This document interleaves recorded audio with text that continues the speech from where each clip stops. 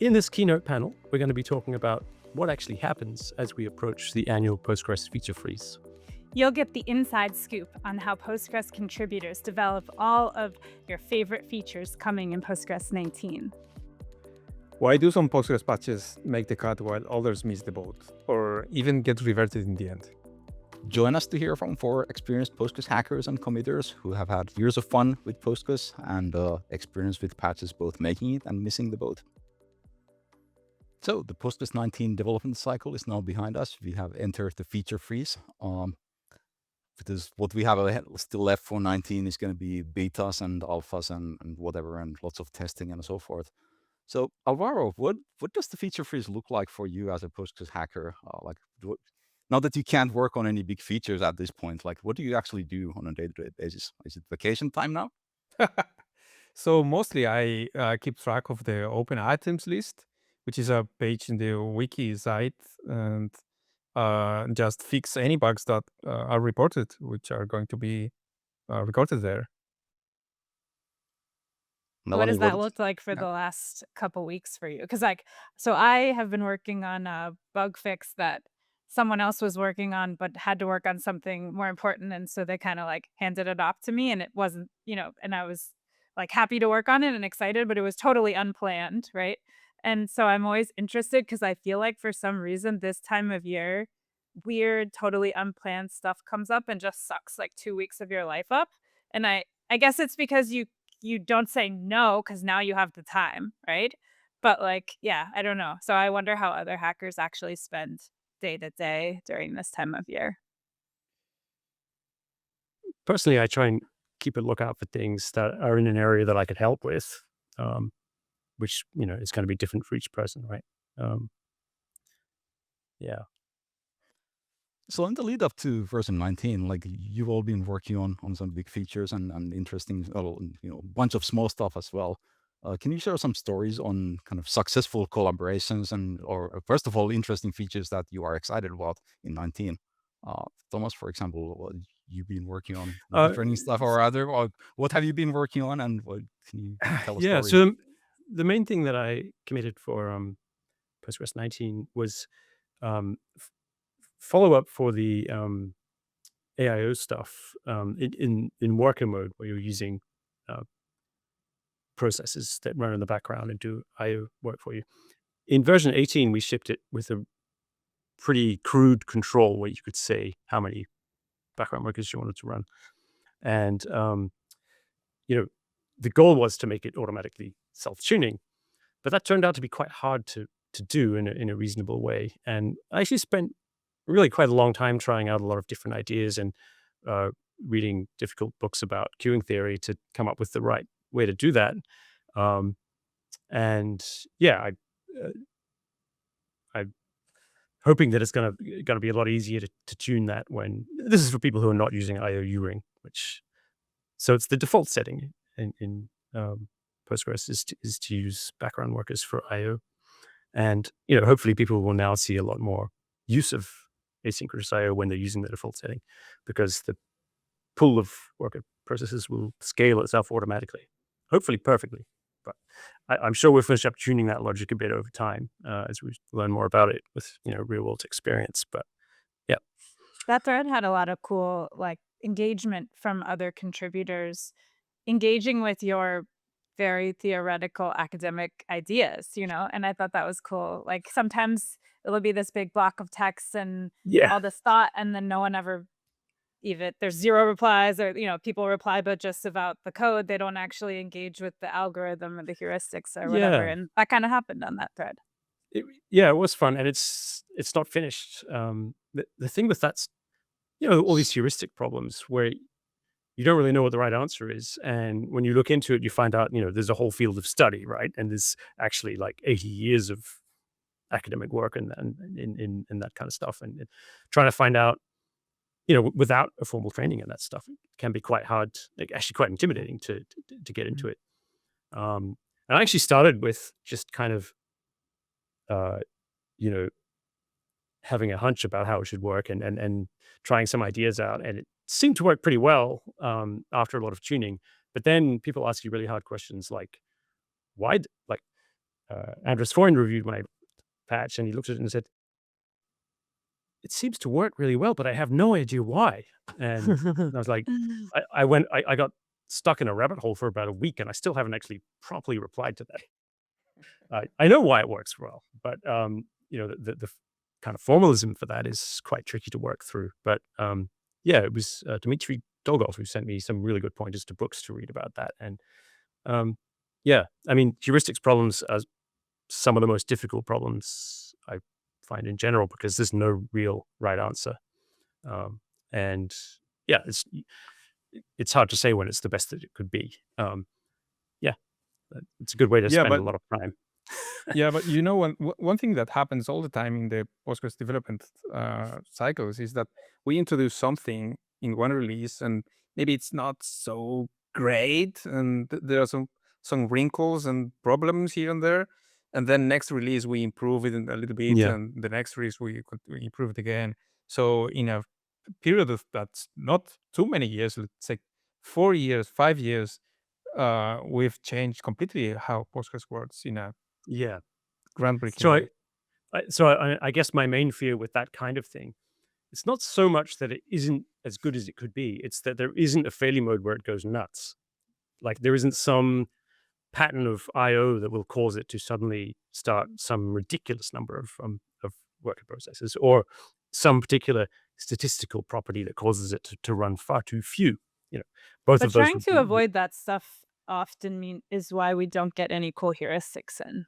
yeah, Yeah, yeah. I, I have to That's agree. Like the heuristics are really hard problems. I remember, like we still have the BG writer heuristics that no one really understands how they work, and I've heard multiple people say that we should just rip out the whole thing because it doesn't do anything Yeah. useful or or stuff like that. So, Melanie, can you still share stories about what went into 19 and how the collaboration worked for you? Yeah, so I mean, I won't talk about the feature that I worked on that actually went in. I think I'd rather talk about my feature that didn't go in, which we're going to talk about later. Um, so I work because Thomas and I both worked on this. We both worked on write combining.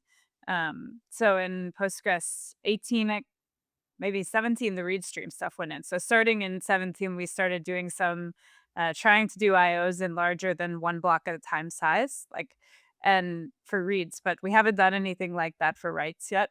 And so it sounds really simple, right? It's like, well, when you make this system call to do a write, just give it more blocks, then don't give it one. But yeah, so obviously it's a little more complicated than that. But I got so Thomas could probably talk about where he ended up going down the rabbit hole. I made it really far and at the very end fell into the hole. I was like, this is good. This is ready. I feel like it's there's a stage at the end where it's not like it's committable, but it's in its final form kind of, and then you got to make it committable, and that's going to take a few more iterations or whatever. And I was like, that's where it is, and that's not where it was at all, right? And How and far were you in the development cycle when you got into that this point? this was this is February, so it's Mhm. pretty far into the development cycle. It's too late to do any big rejiggering. And I think honestly, the thing that takes the most time is when you think about, okay, I need to rethink or add a new heuristic or whatever.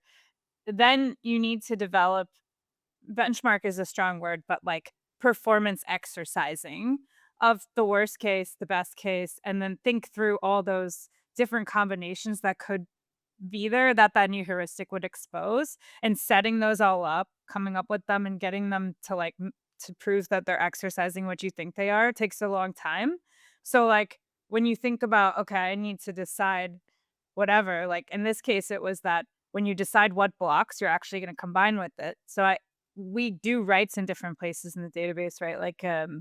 The background writer does, the checkpointer does, and individual backends, if they can't have a free buffer to read something in, they have to write out something else, right?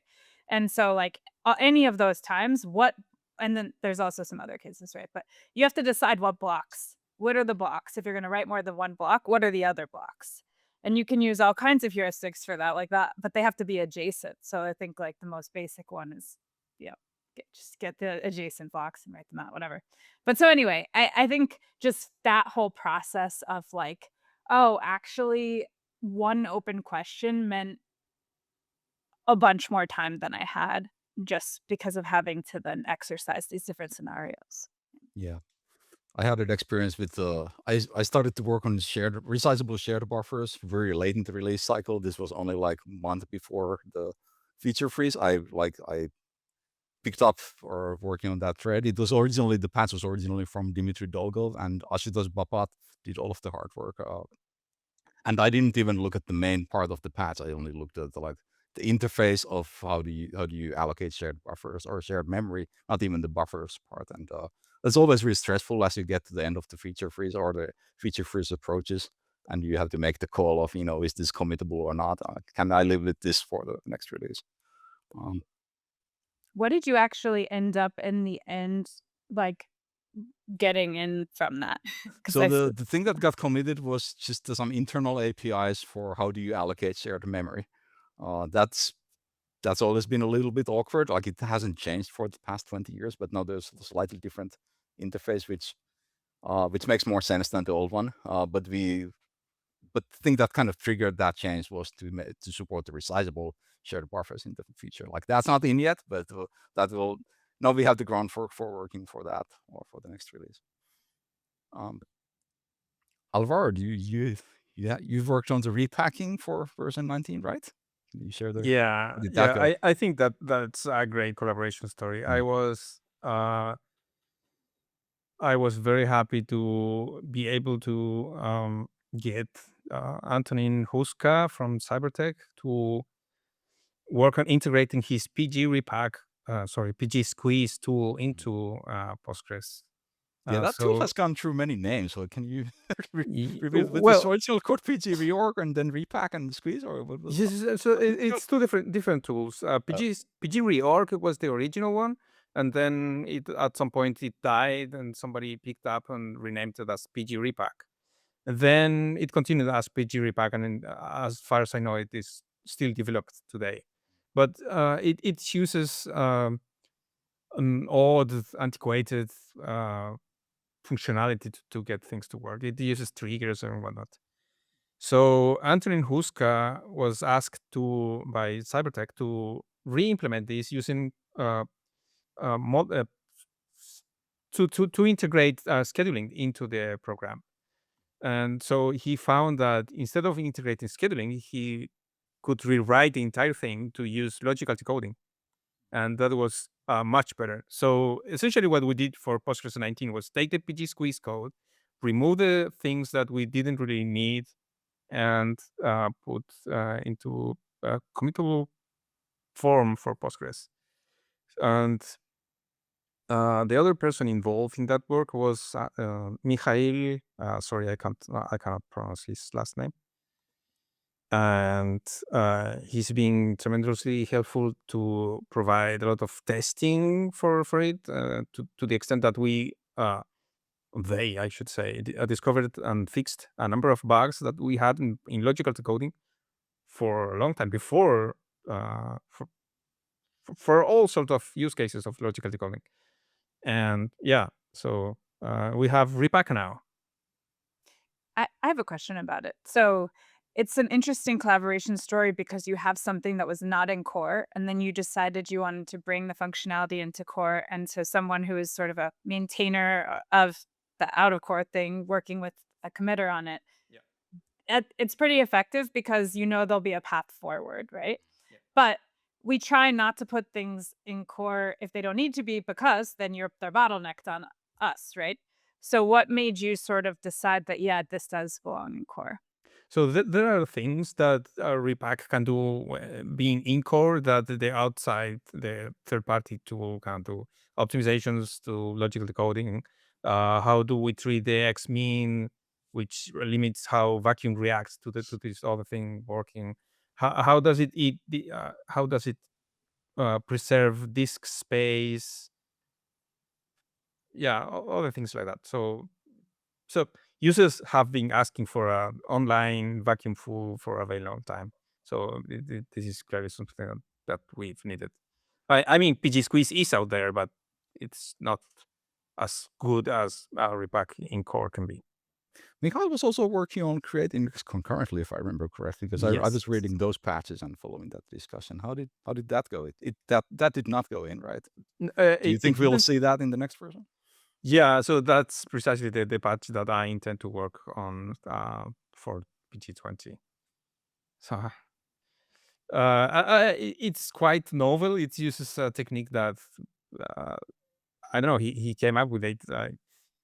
Clearly, he has quite some imagination to think of these things, and I think it is going to be a very good use of our index AM functionality in a way that it's not about creating.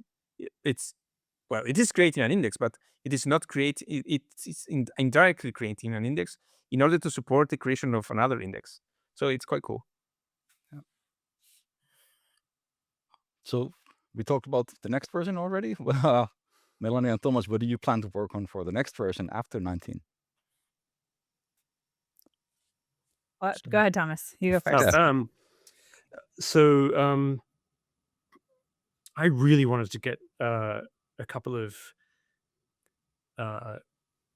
multi-threading patches into 19, and Me too. Unable to do that.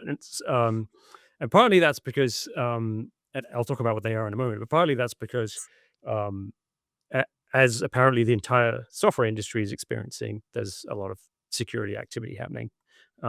There's just a lot of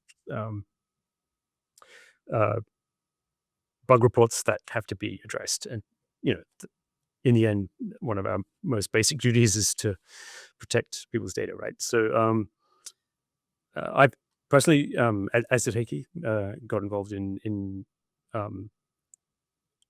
addressing CVEs that were pretty scary and had to be dealt with. And I just kind of dropped everything and did that for a while. And it meant that there's a couple of things that I had really wanted to get it to 19 weren't done. And so the first one is Heikki and I have been bouncing patches back and forth for probably about 3 years now to replace the way that Postgres backends communicate with each other, the way they wake each other up, which sounds like a very simple thing, but there's just a lot of code, and you've got to come up with a really good abstraction that covers everything, and that has a long-term future that works well with multi-threading, but will also work well with multi-process mode, because we've sort of been a group of us have been sort of working together over the past few years to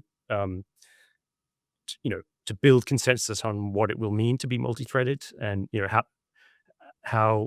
what does the series of evolutionary steps look like, because we have to consider the whole world of the whole ecosystem of extensions and so on. So we have this plan kind of worked out where we're going to support multi-process mode and multi-threaded mode at the same time for some time. Hopefully a very short time. Maybe a short time. We get to argue about that in the future. First problem is actually making it work. And so one of the things that I think we got into a reasonably good shape, although there was still plenty of details to argue about, is this refactoring of the system for wake ups between backends. And there's another thing which has 3 or 4 other patches that I have that are in that space as well. They're targeting things that multi-threading needs. One of them deals with subprocesses. So even when Postgres is multi-threaded, in the glorious multi-thread future, whenever that turns out to be, you still have to run background processes sometimes. And the way that we map, like Why? when you run copy and you start a that? background process or something like that. So dealing with backend shutdown and managing processes that are owned by a thread and things like that. There's a whole series of things that involve redeveloping a sort of a sub-process management module. And actually, the more I looked into that, the more I found that there are actually bugs. There are ways that bad things can happen right now because we don't actually model that stuff very well. Thomas, why do we need sub-processes with threads still? Yeah. Because you run copy with a sub-process. You can say copy from program. The archiver can run. These are just a few little edge cases, right? Like in general, Postgres itself won't have any processes. Is the plan, right? But sometimes you explicitly tell it to run a subprocess because you want to run an archiver script or something like that. So it's all, when you tell it to run a script for some reason, basically. And, just the management of that kind of stuff. So that's one area that I did quite a bit of work on, and unfortunately didn't get time to even post for 19. But so that's something I want Have to you guys been working on the latchification thing recently, or was that all a long time ago? No. Yeah, we haven't really been actively collaborating in the last few months. Not for the Yeah. after the feature freeze, it gets really like you have other priorities. But I plan to start working on that as soon Yeah. as we open the development for 20. And I plan to review it. I thought it looked pretty good. I thought there were some things to discuss. Like, And that is the kind Yeah. of patch we want to get in early in the release cycle, and not even if it was in pretty good shape already for this release. It's not something you want to land at the last minute. yeah. Yeah. So hopefully in 20 we'll have some more pieces of multi-threading. I'm not in the game of telling anyone when I think you're actually going to be able to use multi-threaded Postgres, but I think as a community we've finally got over the hump of actually agreeing that we're going to do this, right? I mean, for many years actually, there were a lot of people who were saying that it's a good thing that we're not multi-threaded, but none of the arguments really made sense when you looked into it. So I'm very happy that part of the problem has been solved, but there's still so many little sub problems to solve. And another major area is deciding, it's superficial stuff really, but deciding how we deal with Unix and Windows portability for that stuff. There's a couple of different ways you could do it these days, because now C has threads. Should we use those? There's a few things like that. And I've got a bunch of sitting on for.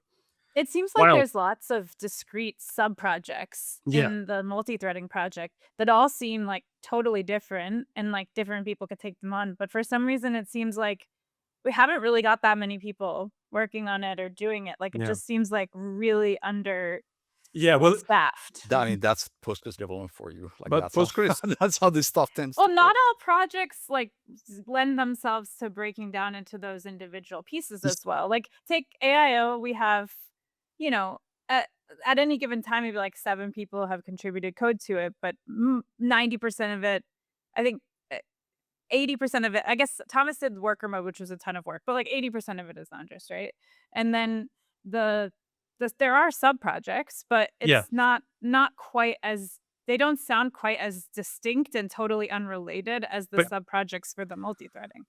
I was just trying to start stuff, but I like love collaborating on projects with other people. As I've worked in Postgres over the last, God, it's been 10 years now, I think. Yeah. Anyway, like less and less on, because you're working with people asynchronously. So originally I liked pair programming, and then I sort of that's like you're working simultaneously on the same thing, right? And then it sort of downgraded to like, well, we'll work on the same patch, but just like, maybe it's at different times, or we're both contributing code to the same thing. And then it like became further and further apart, and eventually it was like, maybe we'll be working on the same general area of the code or feature, but on different sub projects. Yeah. Weaker and weaker collaboration, I guess. And some of that is like, I was a new engineer at the beginning. Some of it's seniority, but I think some of it is like the way that people in Postgres work. They tend to work alone. And I've been doing all these interviews of people for the 30th anniversary, and like starting when Postgres started, people worked alone. And they're like, I'm sure that's changed now and everyone's collaborating a ton. And I'm like, I mean, reviewing each other's patches is collaborating, right? It totally is. But it's different when you're like working towards the same goal. For both of you, getting that patch in is your top priority. And we don't do that very often. And the only time of year when the stars align usually is right before feature freeze, right? And I don't know. But there's another form of collaboration though that happens with some good planning and then some like architectural changes. Like think of the AIO stuff where we kind of knew that we decided to work on reads first, because we knew that you had to change all these places all over Postgres to change it to a streaming model, and it was going to be hard, and you would kind of need an expert in index stuff to do the index thing, and like no one person could do that. It would be absolutely mind-boggling amount of work, right? So we tried to come up with an abstraction, and then set the the ball rolling by doing some easy cases, and then then we tried to get on go to pgconf.dev and so on, and say, And hey, get people to do the users, yeah, right? Yeah. like But that's whole thing is designed to collaborate with having to interact with each other as little as possible. yeah, but it's a way to, because you can't, in an open source community, you can't really tell people Yeah. what to do. There's no boss, right? So, but if you can open a new field to work in by coming up with through a collaborative process, coming up with sort of a new architectural way of doing things, and then let experts in different areas contribute when they're ready to do so. That seems, I thought that went pretty well. I mean, it is No, an ongoing it did, process. but I think multi-threading works in that way also, because you two have been doing, I mean, Heikki and Thomas have been doing some things, and we also have Peter Eisentraut doing other things, and it's all moving forward towards the idea that we're going to get rid of processes Yeah. someday. Yeah, there's different kinds of collaboration. Like the multi-threading is an example of all of us have been kind of working alone. Sure, we review each other's patches, but we're not actively like iterating together, which is a different kind of collaboration. I remember with Melanie, that was already in 17, I think. At the time, this was really at the end of the feature, like just before the feature freeze, and I think that was kind of why we like that forced us to work that way. But we like iterated real quick on the patches and like sent patches back and forth real quick, and like agreed on, okay, I'm gonna look at this now, so you have the next version within the next 5 hours. And like that, I have not really experienced that with other projects within the Postgres community. I had a little bit of that with Ashutosh, where we had the resizable shared buffers, because that and that was again because we were very close to feature freeze. So I feel like you kind of need a deadline to do that. But traditionally, we haven't really done that in the Postgres community. there's an energy that comes with Yeah. that you feel like you're on a team with someone, which is different than when you're doing something on your own. You don't know if someone's going to look at it. You don't know when, right? So you put it out there, and then you start the next thing on your list. And then by the time they look at it, maybe you're not, but you have to context switch it back in. And so you lose the momentum. There's a lot of stopping and starting, right? And I think like when someone was asking me about like how we could have more velocity, and people always ask that of us, how do you get more stuff into Postgres? And I was like, I mean, one of the reasons that you sort of do have those momentum stops and starts that happen is we're all working on different things. One thing that I'm actually curious to hear your experiences on time zones, because I find that being on a different time zone kind of adds to the problems, or Yes. you can maybe also take advantage of that. I remember a long time ago, I found that in my mornings, I'm in Europe, in my mornings, if I pick up bugs that people have reported, I have like 4 to 5 hours to fix them before the people in the US wake up and get them fixed. Mostly Tom gets them fixed real quick. So in the morning, I would look at the bug reports and try to do, get this stuff that I can do in a few hours and get them fixed. But yeah, I'm curious to hear your experiences, especially Álvaro and Thomas, because you have lived in very different like time zones. Yeah, definitely the time zones sometimes complicate things when working with people in the US or in the Americas or even Japan. So I think Japan or New Zealand. Yeah, we have all the Japanese contributors. Yeah. That makes everything slower, because everything you have to wait for anything. Yep. Yeah, my experience is that people who work on open source software don't really tend to have the right time zone for their country anyway. So you could be surprised when you get the reply. That's very true. Another thing is kind of what you were saying, Heikki. Sometimes you send a bug report just before you log off or whatever, and then you wake up in the morning and it's fixed. That's pretty cool. That is really cool. That's true. That's the thing with time zones, where it's like, or you post a patch and someone posts a review and you wake up to it and that's like a present under the tree Yeah, that you it is weren't pretty cool. expecting. Yeah. Yeah, no, there's that feeling of I have noticed like, yeah, I don't know, you can kind of figure out areas that you work on that people are more or less interested in. And even though it's not intentional, I think like, well, maybe it's intentional, but it just feels so good to have people look at your code and respond to your ideas and reply to it that I definitely feel like I calibrate towards trying to work on things that I think someone else might actually engage with so that I can have that collaboration. Yeah, it's very rewarding for sure. All right. Thanks for the discussion, and looking forward for version 19 and future developments.